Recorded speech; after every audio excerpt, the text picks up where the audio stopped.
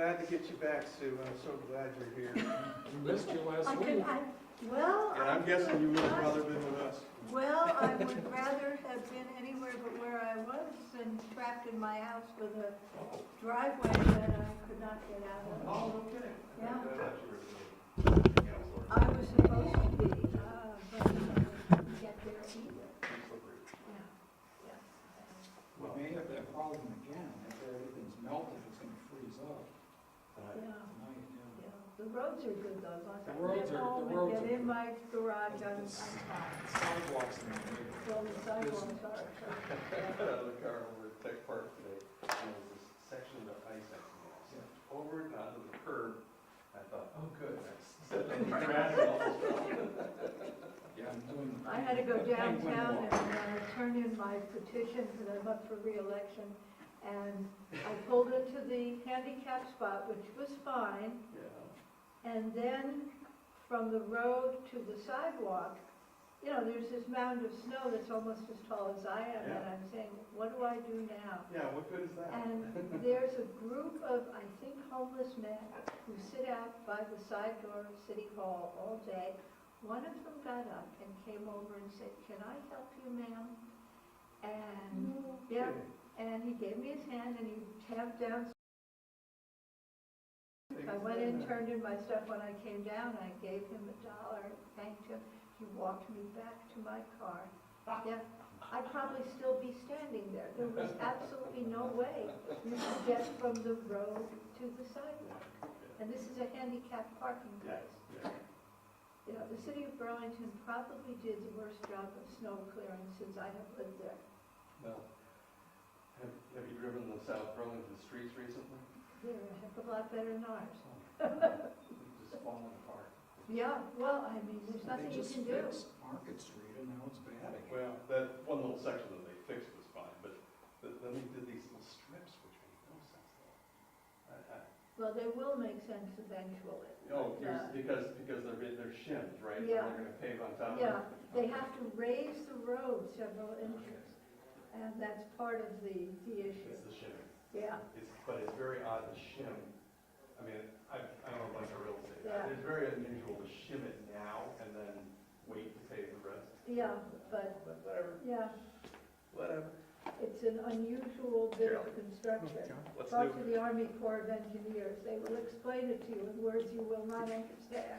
I'm sure I won't. So you guys are gonna have to speak up tonight, because I've gotta put so many over here. I assume you want a lot over here. I don't really know, but that's the way I did it. 'Cause We'll find out. that's how I found it, so. Yeah, Marla put everything out, so she was not here when we did, the original O'Brien stuff. And we don't know how many opponents there will be. Perhaps more this time, because have you driven by O'Brien's farm? No. Oh, well, looks like a bomb went off. I was quite surprised the first time I saw that. Yeah. We approved that? Well, It's good. yeah, yeah, well, they have the right to take down trees, but boy, it really made a difference. Made an awful difference. And it'll look like a neighborhood at some point. 10 years on. Did you say you grew up on the north side of Chicago, right? Kenilworth. Oh, fancy. You go to New That's what Trier? everybody says. Well, I know the North Shore. Did you go to New Trier High School? No, my sister went to New Trier. I went to North Shore Country Day. Oh, Which is, yes. you know where that is? Oh, yes. Yeah. Yeah. Small school, right? Small Yeah, town. graduating class of 41. Yeah. It's funny, the other day, I was involved in the case competition for UVM's business school. They do a family case competition every year. And I co-coached the undergrad and grad teams with Dave Mount. And the first case that came out was about the Pritzker family. And I went to high school with Danny. And we had our senior party at Jay Pritzker's house. And we're like, oh my God. Must have been nice. I mean, it must have been on 30 acres or something in Glencoe, I think. Okay. Yeah. And the house was up on top of a hill and looked out over the lake. Yeah. You know. There's some- We didn't get to go in the house. We Yeah. got to go in the pool house. The pool house had two bowling alleys, plenty of room for the band. I mean, it was huge. Pool house had to be, it had 2 floors, it was probably 10,000 feet. I had a friend in college who had gone to, was it something Ida Crown Jewish Academy, maybe? It was a parochial Jewish school on the north side. And his father was a big developer and architectural history buff. And it's a huge house in Highland Park on a bluff overlooking the lake. The house was crescent shaped, so, basically nice. every room faced the lake. Had a view, sure. Yeah, Yeah. just that, Pritzker's, one of their sons is governor of Illinois now, Is that right? J.B. Pritzker. Oh, and he's the one who actually took over the business for a little while. Okay. But, the family got into a pissing match. And With each other? yeah. When Jay died, he he made his money the old-fashioned way. He stashed it offshore. Yeah, of course. And he wanted it all to stay offshore and for just essentially use maintenance cash to take care of the family, because maintenance cash was like $100 million a year. I mean, it wasn't tricky, Mhm. but the kids wouldn't have it. The kid I went to school with, Danny, was one of the big problems. So when they busted it up, each kid got 150 million or something. So Danny is probably the brother of J.B. Yeah, I think that's right. It was interesting. There were 2 kids that were expected to run the thing, and then there were maybe 3 other kids that didn't have interest, and then 2 that were Jay's brother's second wife's kids, and were like 7. And they were part of the big brouhaha because they sued and said, hey, we were left out of this because they were minors. I'm sure some lawyers did very well.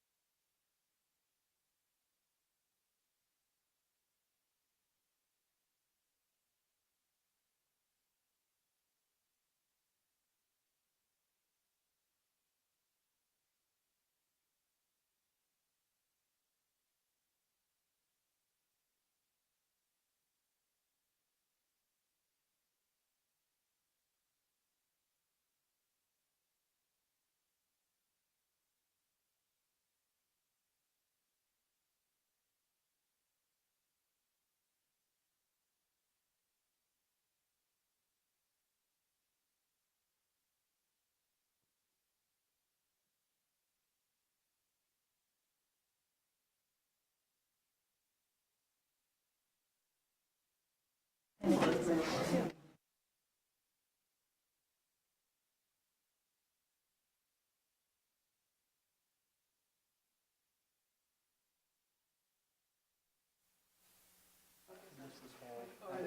played this year. We did, yeah. But I remember many. Mostly. Both east and west. Sounds like it works. Okay, thanks, Charlie. Welcome This is to the 322 South out of Burlington Development 458 Review for Board multifamily for units. Tuesday, February 5th, 2019. First item on the agenda, directions on emergency evacuation procedures from the conference room. If there is an emergency, we can either go out through the way we came, or we can exit through these two doors here. But we should all meet in the south parking lot, which is right behind me, to make sure everyone's safe. Additions, deletions, or changes in the order of the agenda items? Does anyone have any additions, deletions, or changes? Hearing none, announcements. The February 19th meeting, next meeting, will be held at the police station, second floor community room at 19.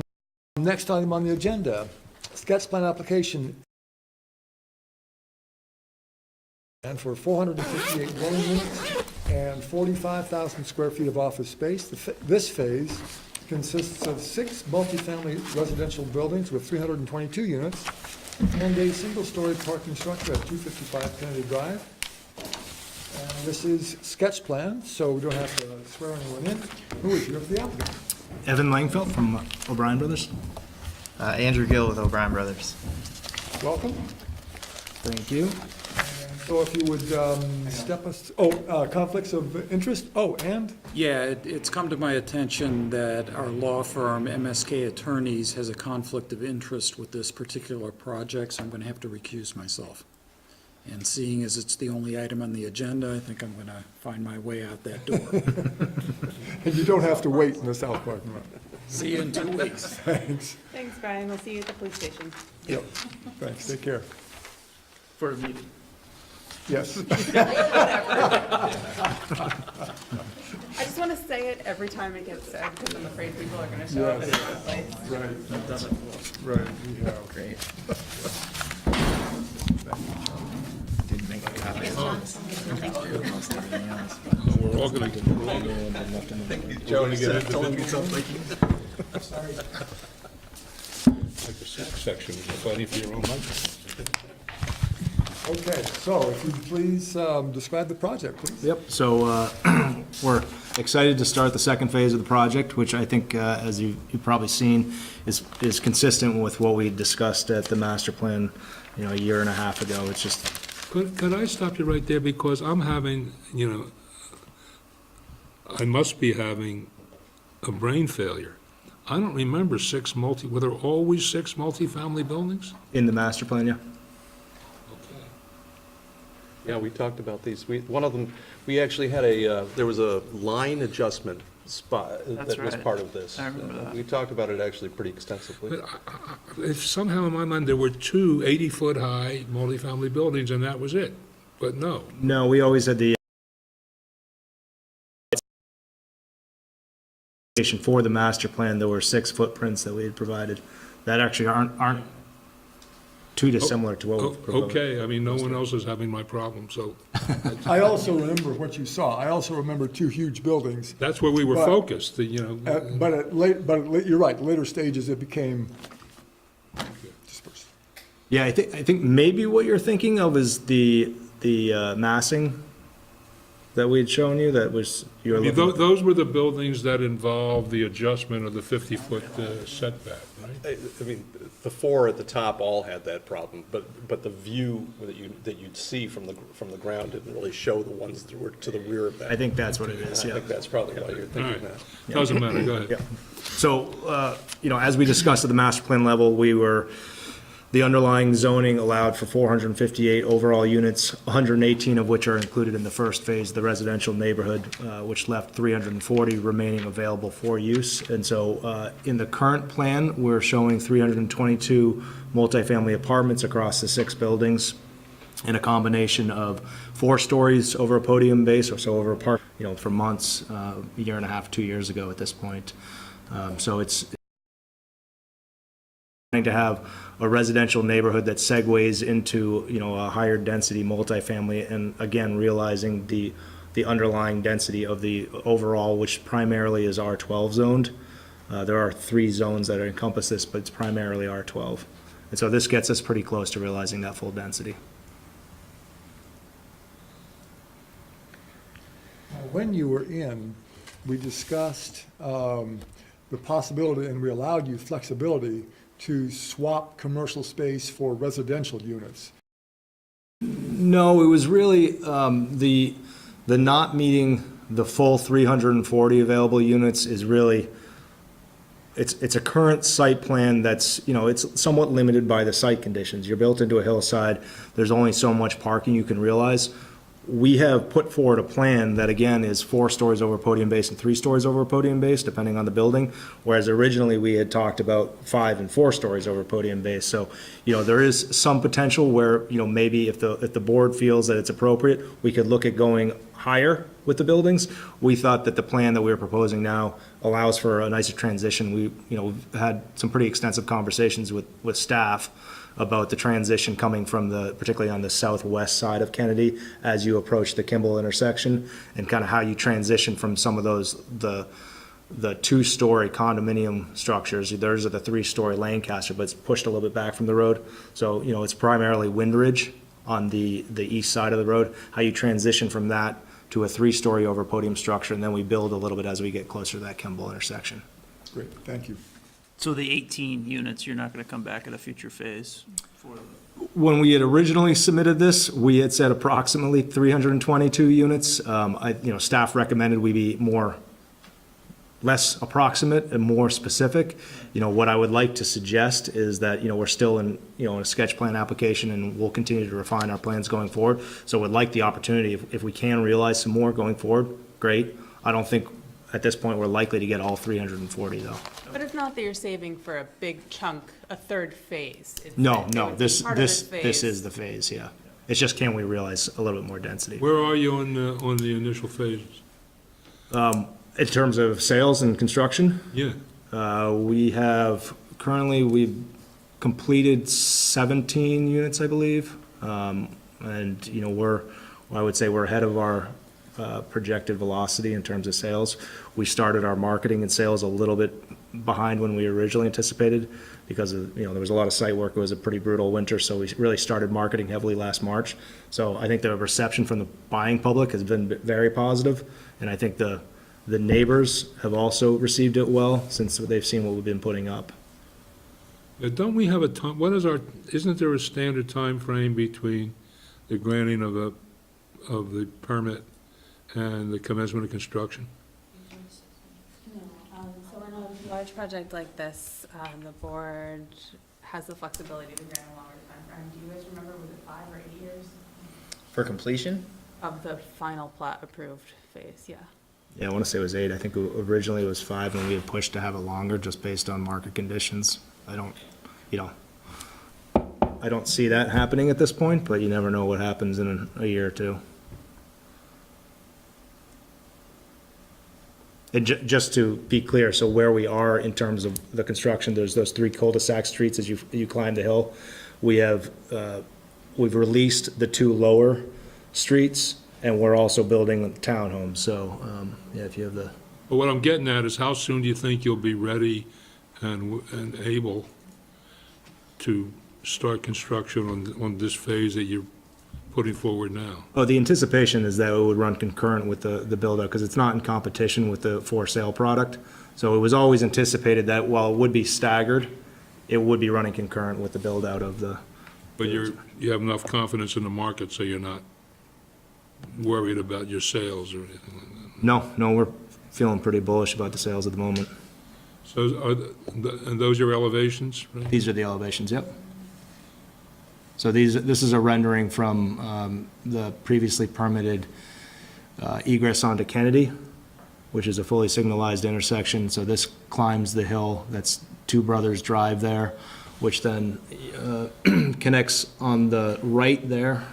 I'll show you. Would it be helpful to start with the site plan? Yeah, probably would. So go up a couple pages. Do you guys have a laser pointer or something sometimes you have? Really should have been more prepared. You bought one for DRB. Is that better? We did. Is this Should good, be or in the- do you want to should know? be in the Okay. box. We'll keep Evan at the microphone so that we don't, Is that a pointer? No? I don't think I've ever seen one, so- No. but I can look into it for next time. You want to get my parent white? well, Well, I not when think- you say it like that. Didn't know you were old enough to remember, Phil. Oh, she's still around. She's still on TV. Oh, my gosh. So just to orient everybody, here's Kennedy, here's Kimball, this is Old Farm Road, so this is the north egress on Old Farm Road here. This is the existing 118 unit project. This street is all townhomes and duplex configuration. All of this up through here, with the exception of a few here, that's all single family. Right now, we've released this street, and a portion of this street, so we're well on our way. This street's almost fully built out at this point. We've got a number of homes under construction up there, and we're pretty far along over here as well. So this is the phase that we're talking about right now, which was included in that original master plan. There's 6 subdivided commercial / multifamily lots there. Again, trying to realize the higher density that is the underlying zoning there. And so this is that last rendering. It's that intersection that you're looking at. But we have renderings from here, we have renderings from over here, we have renderings from over here. And so trying to give a feel for the scale, the massing, the architecture, and how they interrelate with the existing architecture. And I'm glad to have that view because it leads me to something that my wife told me to be concerned about. I remember being impressed with, the quantity of recreation and green space you had here, but here's the question. I'm an 8-year-old kid on the top floor of your most remote multifamily project. How far do I have to go to find a place to play ball? To play ball or to recreate? To play ball, let's say to play ball. I don't know where the closest, community ball field is. Well, that's not a formal ball field. They hit fungos, okay? I mean, so we have 1,500 feet. this football shape right there is a park that's a little over an acre. This area right here is, it is a stormwater management area. It's landscaped. It has a trail network through there. There's also a perpetual green space even over here. And then this through here is a buffer. This isn't really what I would say for recreating. It's more of a buffer to separate the upper road from the lower road. But this right here is actually a graded and landscaped park. So that is the intent. If you want to go out and throw the football around, play catch. And the distance from where I hypothesized? There's station markers on the road, but from the intersection of Eldridge Street to the end of the road is 1,500 feet. So from the most remote multifamily building to the, from right here to this park to right here is 1,500 feet. and how far from my hypothetical kid to your starting point for the 1,500 feet? From where would that be? Here? Well, the most remote multifamily building. Probably be this one, right? Okay, so how far from there to the starting point? How hard is it to get to the starting point? Well, this is 100 feet, so maybe 1,650, 1,700. So 1,700 feet altogether, so that's Third of a mile. third of a mile. And how about playground facilities per se for all these? In that kind of formalized park, there is playground facilities. We've actually spec'd them out with the city and improved them with the city, and so there is actually apparatus there. And so just to kind of clarify, so there's a retaining wall on the east side of that, which forms that football there, and there's kind of a rustic staircase that climbs up there, but right in front of there is the playground apparatus. So I think a third of a mile. Now here I'm channeling Jennifer Copeland. I think a third of a mile is, again, I don't know who you think is going to live here, but let's assume it's families with little kids. Right? A third of a mile is a long truck for a housewife with a 6-year-old and a 4-year-old who wants to get to the playground.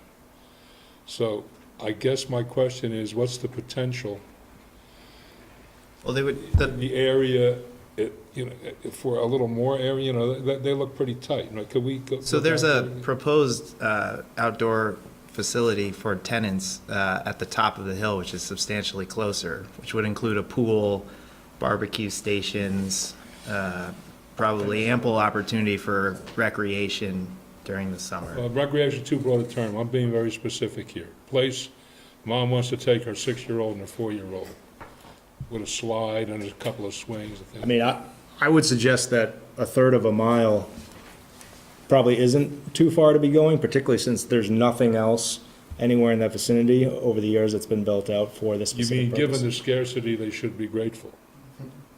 Well, I think, That would be now that's just Jennifer Kochman talking, right well, down I mean, to- we have met with Jennifer and her committee. And she hasn't pointed that out?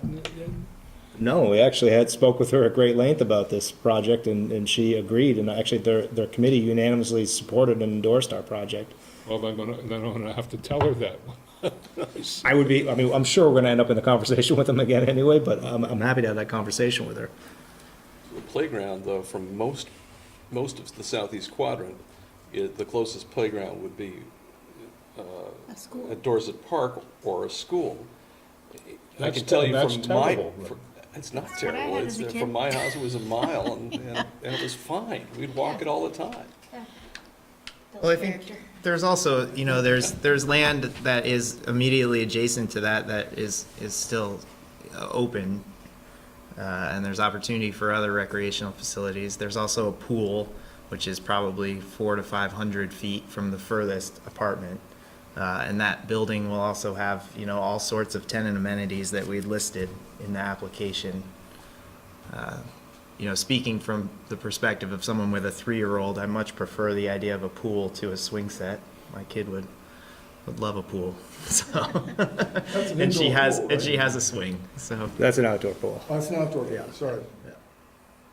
I would also suggest that the demographics of the residential community, I mean, we've designed it to appeal to a broad demographic, broad buying demographic, both on the price point and also kind of in the age range.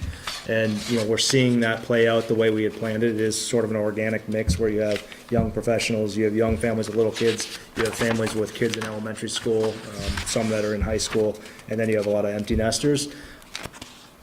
I would suggest that you're probably going to see more children in the residential, single-family and townhome neighborhood than you probably are going to see in the apartments. It's not to say there aren't going to be any kids, but it would probably be more likely that you'd see more kids in there, which would be closer to the, No question at all, yeah. no question about it. Cool. I'm sorry? Yeah, I think we did number 1 already. Yeah. Yeah, so we kind of jumped in to the middle, or Right. the very beginning of your description of the whole project. So would you like to, continue what we jumped into? I think my preference would just be to go down staff comments, and if we Let's can go. kind of just have a free-flowing discussion, I think that's a Let's more go. efficient use of time. That's great, yeah, let's go. So. Comment 1 we did. Comment 1 we did, so comment 2 is the subdivision to align with the buildings, which I don't think we have really any issue with, I think that does make good sense. So, any other comments on that front? Acquiescence is what we're looking for.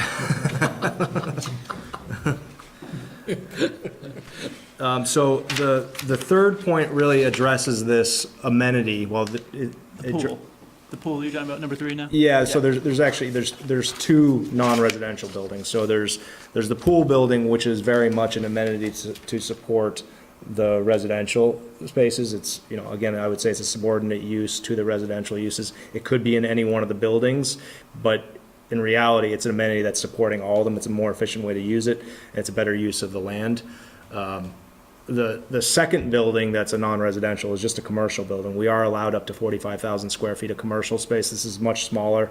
Again, there are site restrictions, and, this could be a variety of things. It could be a leasing office. It could be a small office space.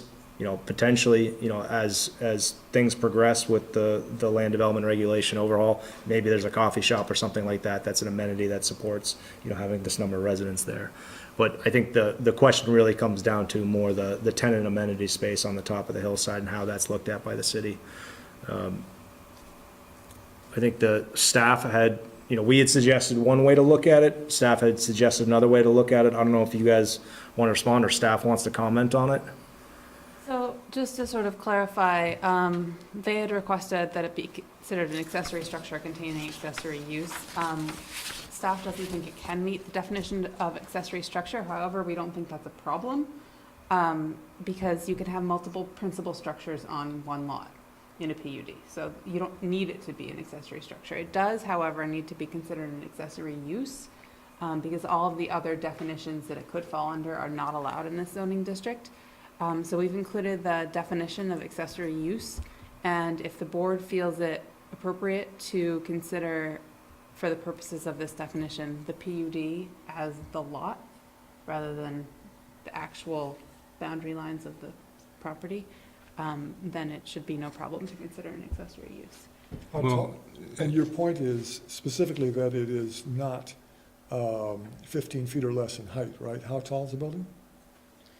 Well, I think that there's, the building's not 100% planned out, but the height can go up if the setback were different. And so I think, There's just a lot of potential there's a lot of- restrictions on yeah. it to consider an accessory structure. It would have to be a certain, no taller than 15 feet or at least 30 feet back from the property lines, and it couldn't have a basement. And in order to grant them the flexibility they want, it's simpler just to say it's an accessory use, no It's a problem. principal building with an accessory use. Right. Is that acceptable to the applicant, to change the definition? I don't think we have any issue with that. I mean, we have a slightly different read that I don't think, runs in the face of that, which is just that, this use, if you look at, and you may smirk at this, but if you look at Old Farm Road, there are 3 existing pools with pool structures on individual residences. This is amenity that's the same as those. It's just being offered to more residents, and it's being, it's one location for 6 buildings. Which is consistent with this adaptation. Right, so it's just kind of a different way of sort of saying the same thing. So if you're okay with it, I think. I like the boards- idea of having the flexibility, and the pool Right. sounds like a great amenity. Right. Right. Exactly. So principal structure with accessory use. So that's 3 and 4? Making sure it works. So the 5th comment really comes down to the height issue. There's a 35-foot height restriction or limitation in this area. Obviously, we're not proposing 35-foot buildings, which is consistent with what we've always said. In order to achieve the underlying density, we have to go vertical. It's better land use, honestly, to go vertical. And actually, during the master plan phase, the board pushed us to say, well, how are you going to realize the zoning if right now, in the 118, it actually realizes about 4 units per acre, and we're zoned for 12 units an acre. So this is kind of the fruition of that strategy. And in order to do that, we have to go up. We've provided some elevations and some renderings. Again, they're conceptual at this point, but I think they're pretty representative of what the plan is, kind of the overall style. That first plan shows you where the pictures are taken. So if you just scroll back up, it'll show you each view is labeled, so you can kind of see where the perspectives are coming from, where those little red cones are. So the first one is that red cone on the right. Excuse me, on the top right of those 2, yep. And then the second one will be the one right to its left. So this is looking straight up Two Brothers Drive off of Kennedy. So this is essentially standing on the rec path on the west side of the street, looking up the hill. And the gray, excuse me, that gray kind of, that's sort of the placeholder for this potential commercial building. So, we don't have any architecture for that, but again, it could be a leasing office, it could be, it could be our office space, it could be, a leased office space to someone else, could be a coffee shop eventually. So this view here is as you're driving north on Kennedy, and so this is showing on the right side of the photo a 3-story building over a podium base, so that you can see there, that would be parking structure down where the cursor is. And then you have 3 stories of residential above it. And again, that was an attempt to create a little bit of transition. You can see from the architecture, we're sort of trying to break down the massing a little bit, different color palettes across the building, different materials, trying to create some sort of just massing differentiation. And then on the other side, so on the north side of Two Brothers Drive, that is a 4-story residential structure over a podium base. So it kind of gives you a feel for how those two interact. These are not designs for the buildings, this is just placeholders for the design? No, I would say, this is the direction that the architecture is headed in. Well, Go ahead, say it. this is a lot, let me put it this way, this is a lot of mass, right? Collectively, it's a lot of mass. It covers a lot of land. These buildings are not beautiful. Beauty, given that beauty is in the eye of the beholder, these buildings are not beautiful. At least in my opinion, it doesn't count toward the vote. It's not going to stop me from saying whether they do or don't comply with the regulations. Could somebody make a bit more of an aesthetic effort, is what I'm saying. Well, I think we are making an aesthetic effort, and, I understand it may not be your taste. I think we've taken a good faith effort of breaking it down and trying to come up with some architecture. We're. Less boxy, more height variety, taller one place, less tall another place, a little more complicated maybe, a pitched roof here and there. Yeah. Does our architect on the phone have any opinions? Is he- Mark there? Yeah, no, as Frank, as you said it, the applicant said it, beauty is in the eye of the beholder. I'm not personally, again, I'm not a huge fan of this style, but it is the very contemporary style that is pretty much going up in a lot of areas of the city right now. And it's sort of the current design trend. It's sort of like material. There's some fenestration differentiation as opposed to just a box. I know that upon first look it is sort of like a box, but there is a lot of stuff going on in it. Would I like to see a different design? Yes, only because I'm a different style of architect, but it doesn't bother me for the fact that right now there's really nothing there, and you're establishing the district with this massive building. So in that guidance or in that vein, it doesn't bother me as a design because it's not going to be in conflict or disharmony with anything else.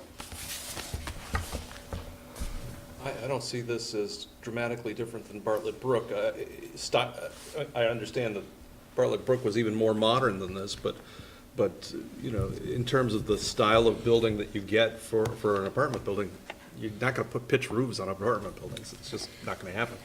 So I don't have a problem with it. I like it. I think they look great. We did go for a contemporary aesthetic, obviously. We're not trying to, yes, check. That was Frank, not Jennifer, just so we're all clear.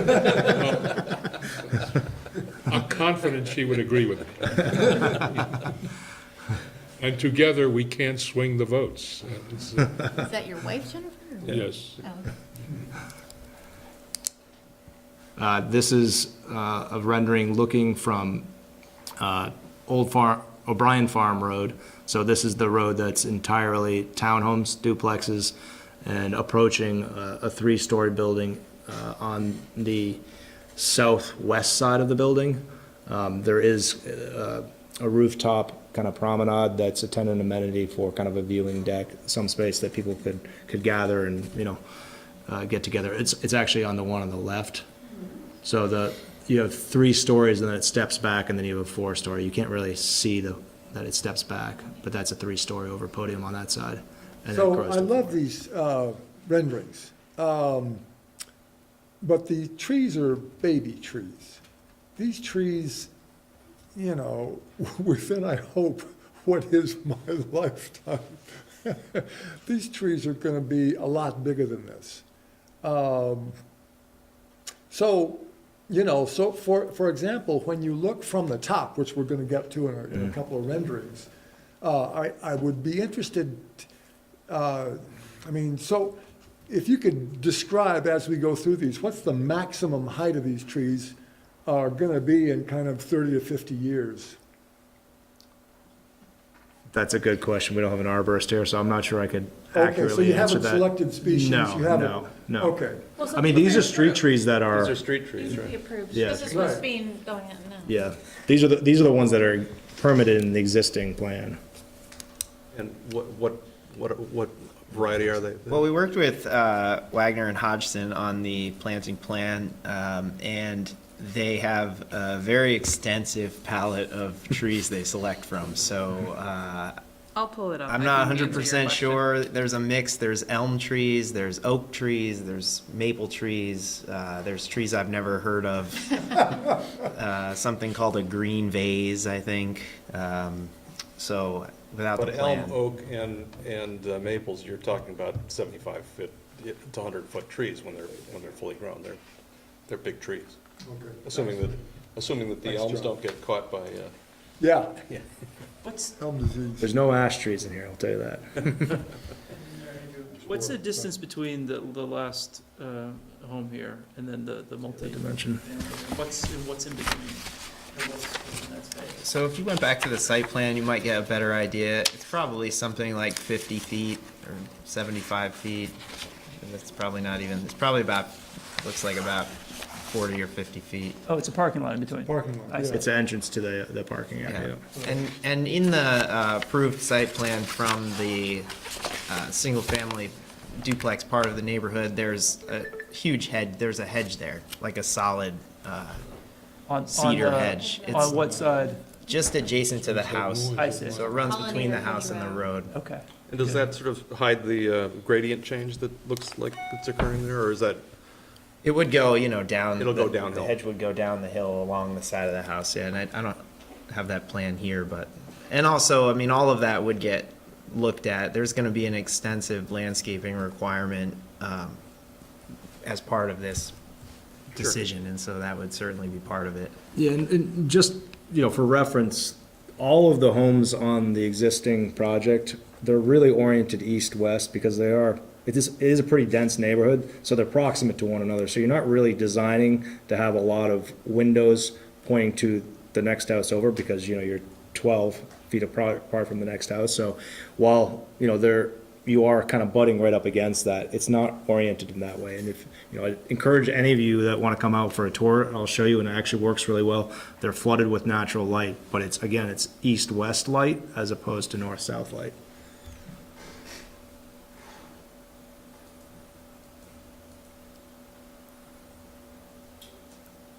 But in that instance on the left, we did use the varied roof height to sort of allow that transition into the fourth story.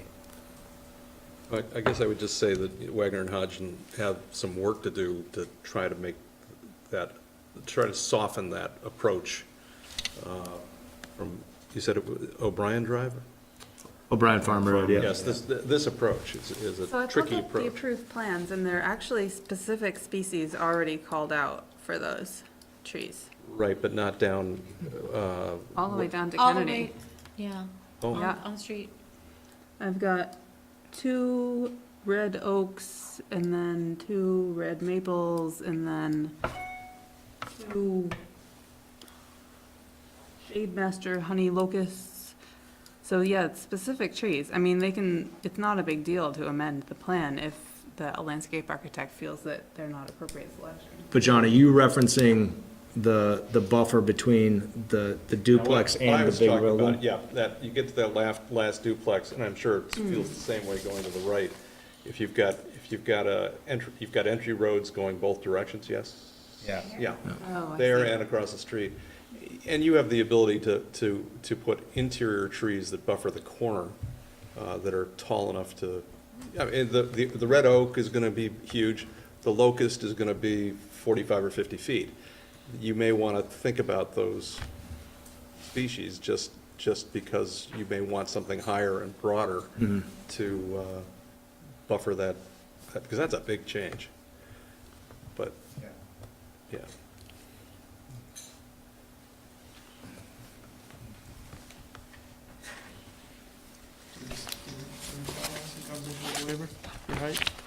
So, how comfortable are we with this height waiver request?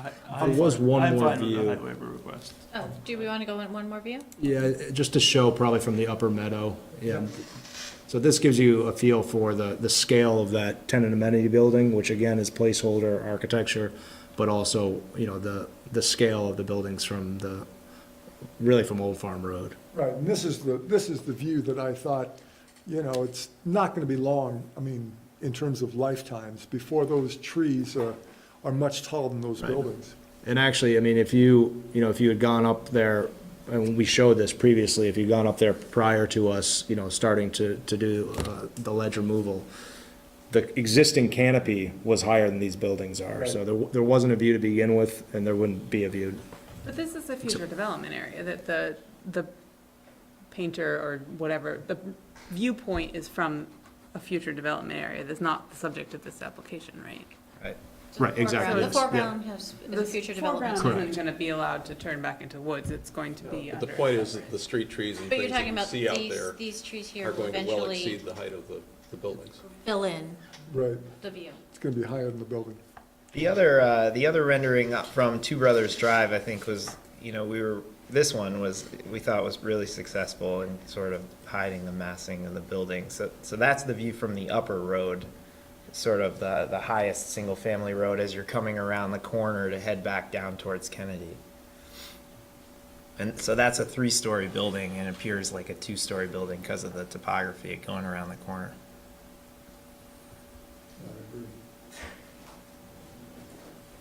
And, you know, the one thing I would also say, you know, this doesn't apply to the broader community, but to the public that has come through our sales center, people that have been prospective purchasers and people that have actually purchased, we have been very consistent on communicating, you know, what the next phase of development is, and we have a bird's eye view of the overall development with 6 large, they're actually large in the buildings we're proposing, showing exactly where they're going, the proximity to them, and the overall scale of them. So it's not as though folks don't know this is coming. We want to be very clear and upfront with folks from day one. Great, I'm glad to hear that. Yep.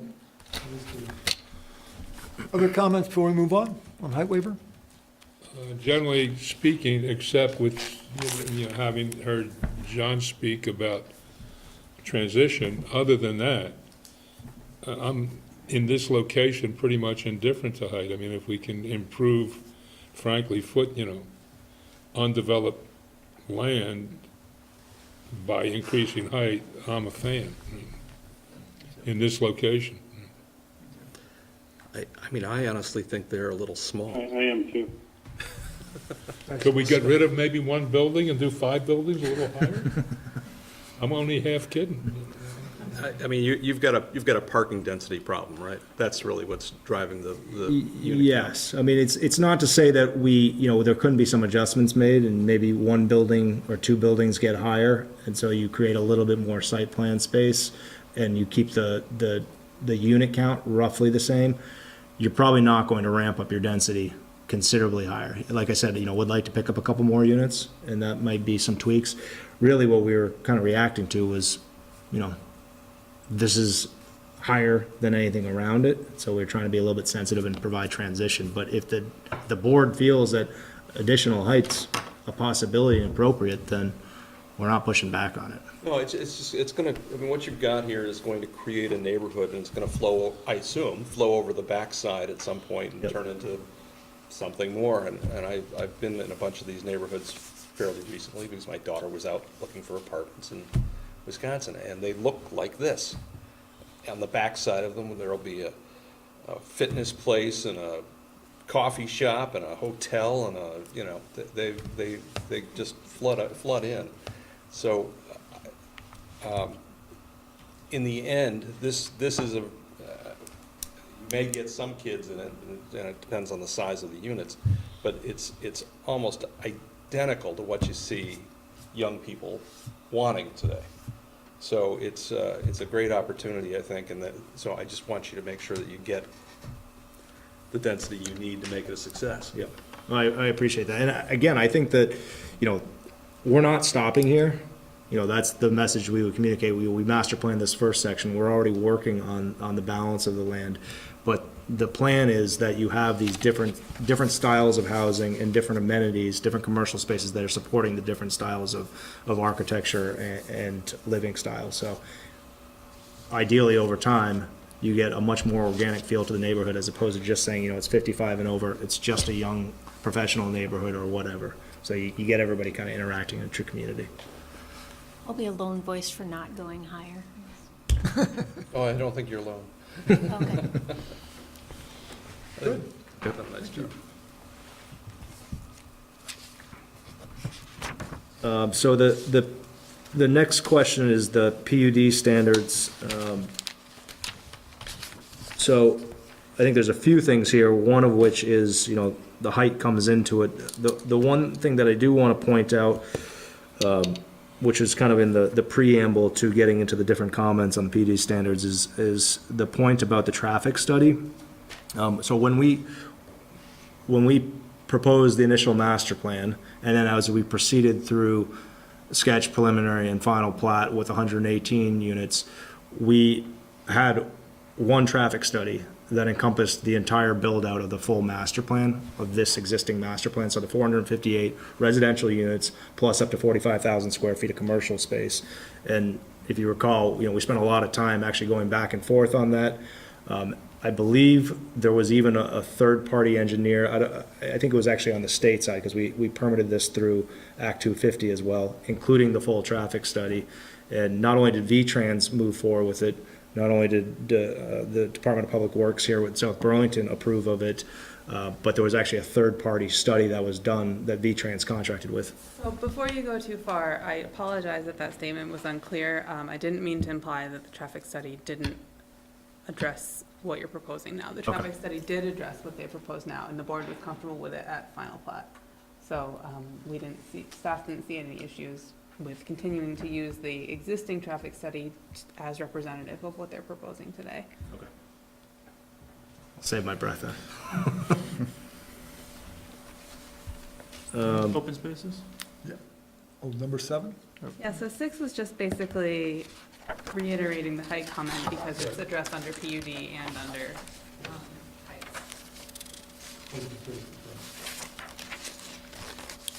So again, this kind of harkens back, the open space issue kind of harkens back to what we just started off with discussing, which is,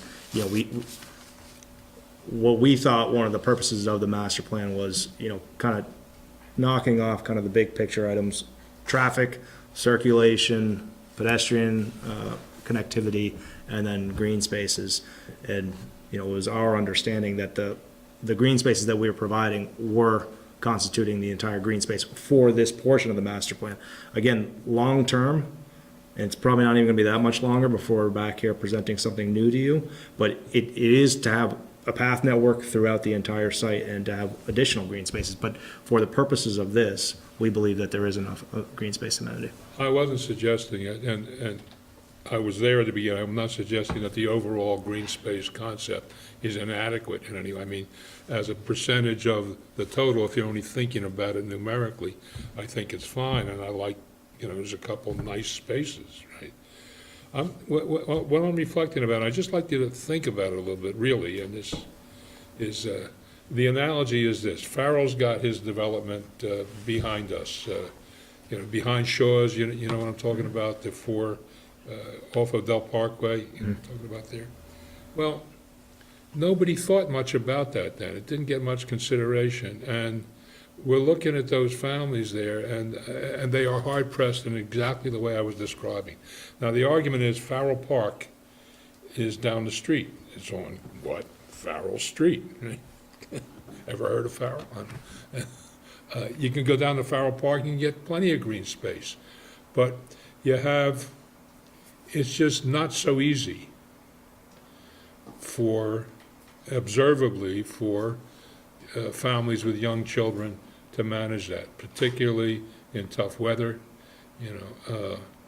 but in any event, for a mother with a stroller, with stroller-age kids, and grabbing another one by the hand, to get probably not more than a third of a mile down the road to Farrell Park and across Swift Street, not that great. Just, if you can squeeze something in for those multifamily things, just see if there's anything useful you can do. Understood.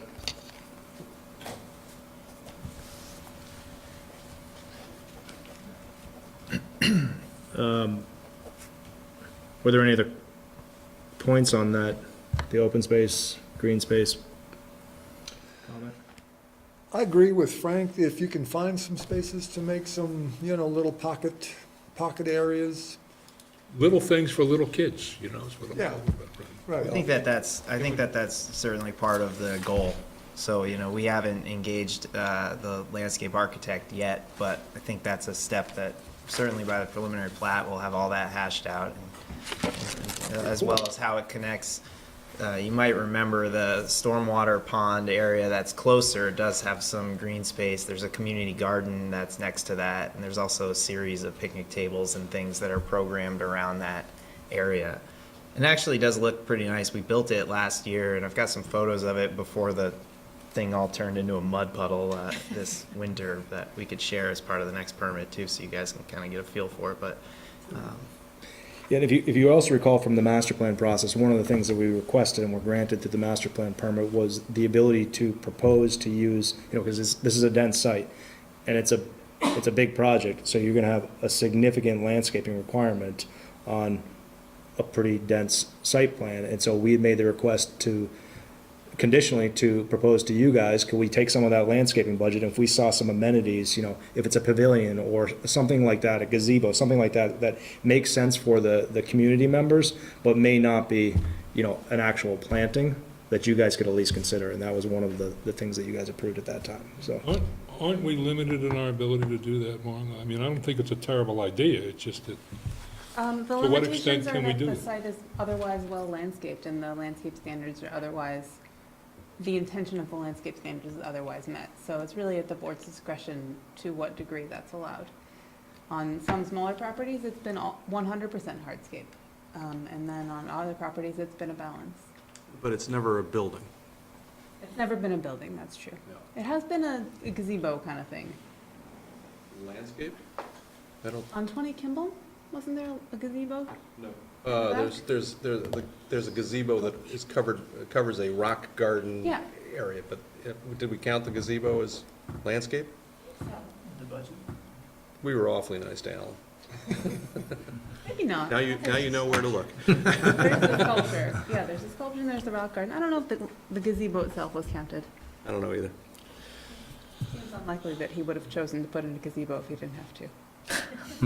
Yeah, that's a good point. It was a previously landscaped property. I think you can solve this with your pool area one way or another, pretty easily, so. Great. So the 8th point actually concerns a little bit of that tenant amenity space, which is particularly the parking, the head-in parking as you go around the bend on Two Brothers Drive, as you head down towards Kennedy, so you're essentially right in front of there, but you'd probably want to look at the site plan.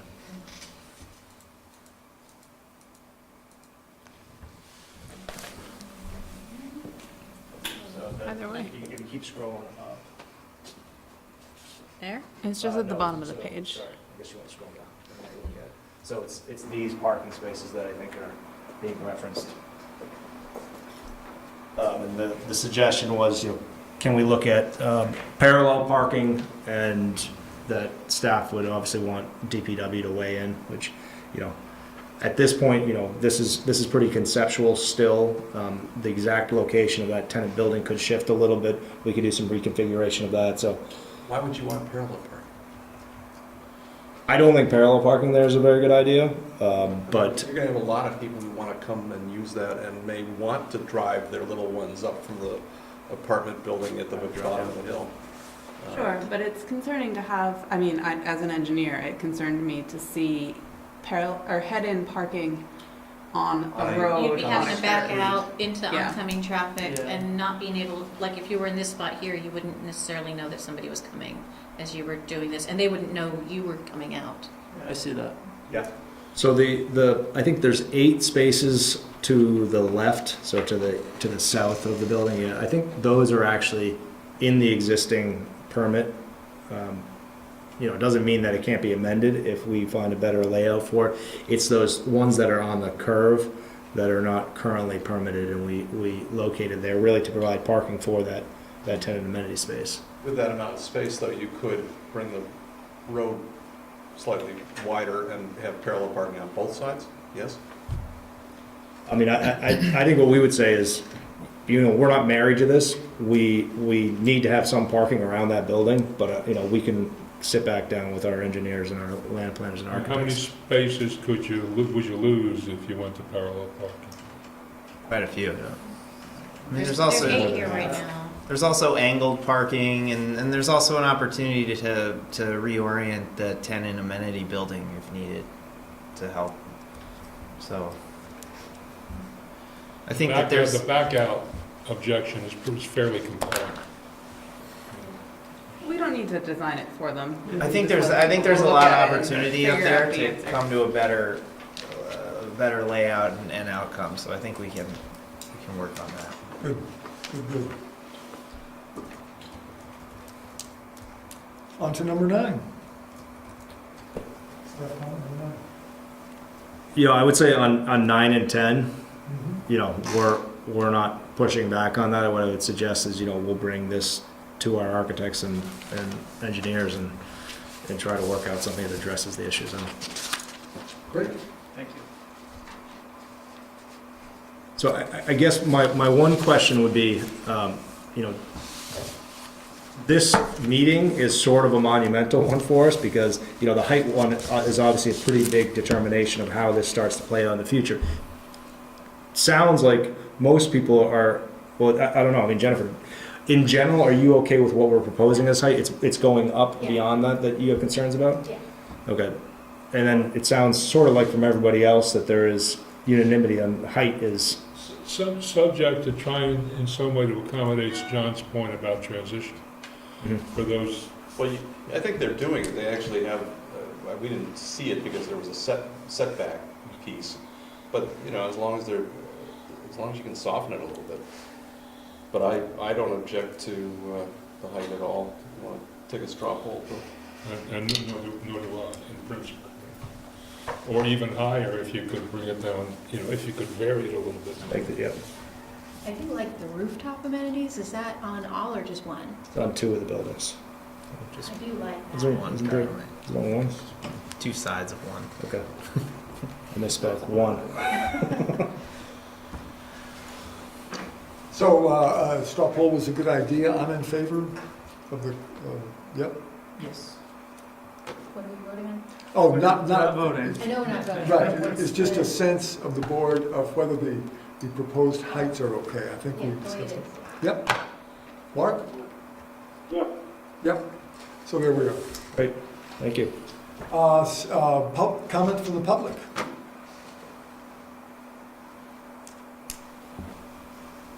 Hearing none.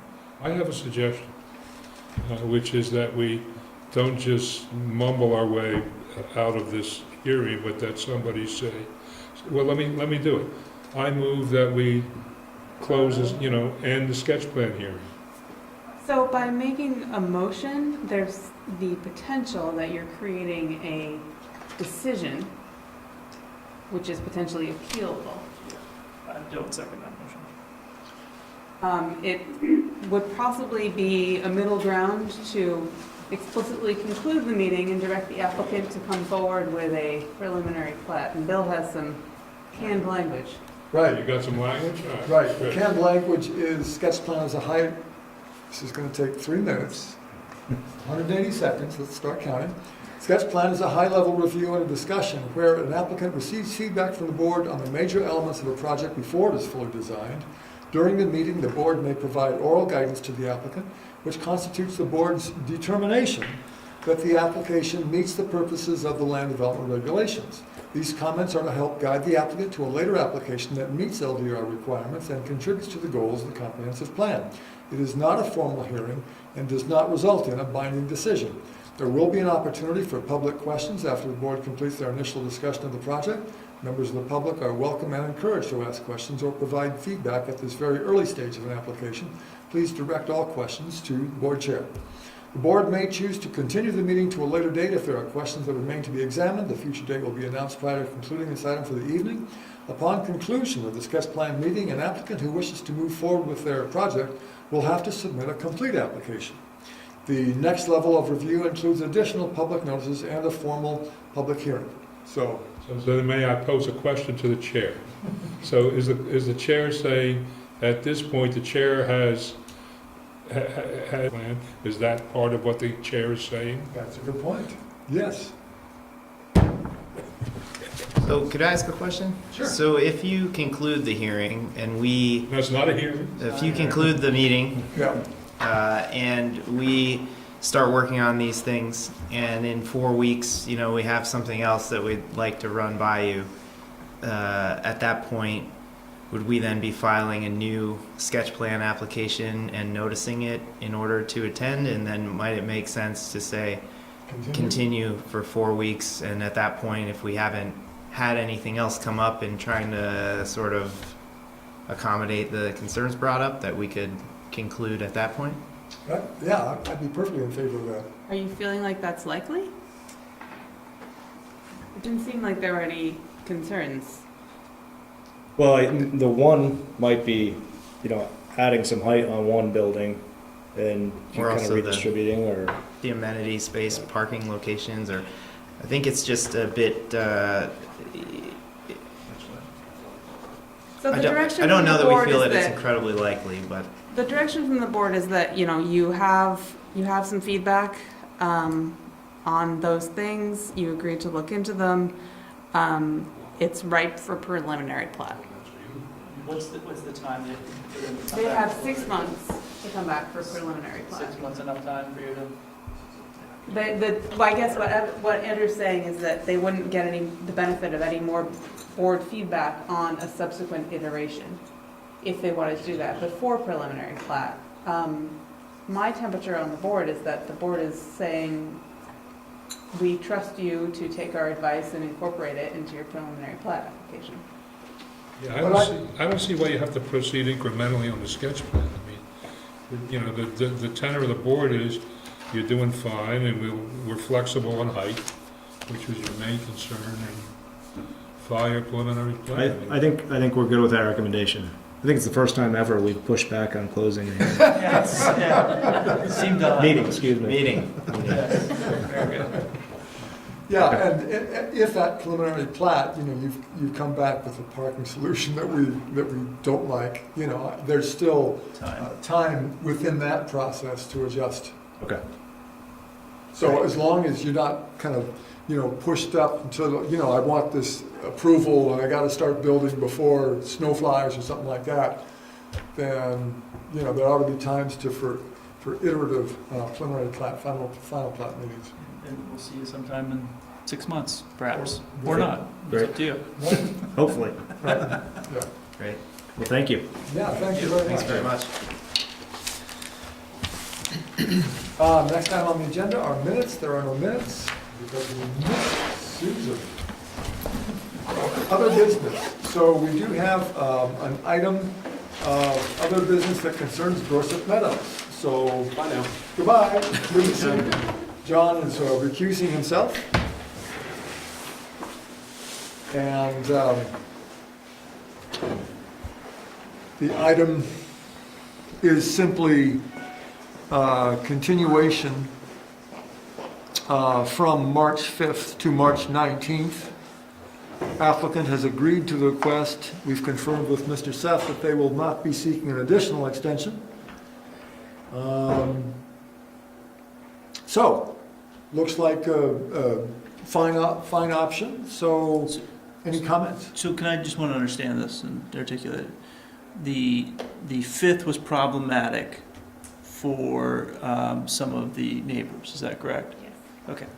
So the applicant is fine on March 19th with holding it then, and so are some of the neighbors and Mr. Seth. Is that correct?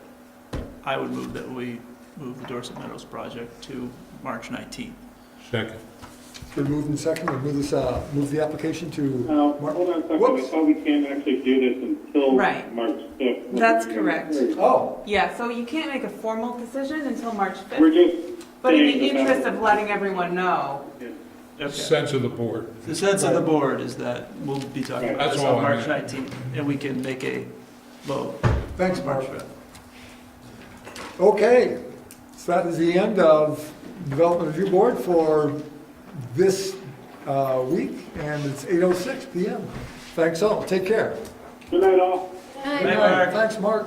so next meeting is at the police station. We will not be having deliberations, I don't think there's anything to deliberate on. Would you repeat that one? I don't think that there's anything to deliberate on, so we'll meet at 7 at the police station. Okay. Thank you, as always. And you know I will not be there. Yeah. I will be at the city council. Wait, don't end it yet. You have to stop recording first.